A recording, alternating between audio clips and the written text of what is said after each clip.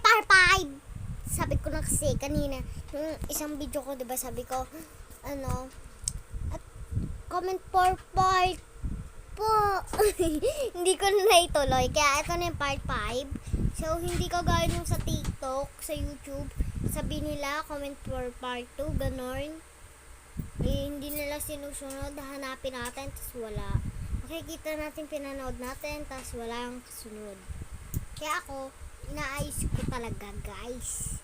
Inaayos ko. Yung Pero meron din ako TikTok account. Wag nyo na i-follow in cellphone ko. Cheers. Ayun, i-follow nyo ako doon sa YouTube na to. Pero doon sa TikTok, wala na akong TikTok. Hindi na ako mahilig sa TikTok. Nanonood lang ako. Pero sa TikTok kasi, hindi na masyado. Wala na kasi akong account. Hindi ako nagagawa. Tinatamad kasi ako. Comment mo. Wala oras. Comment for part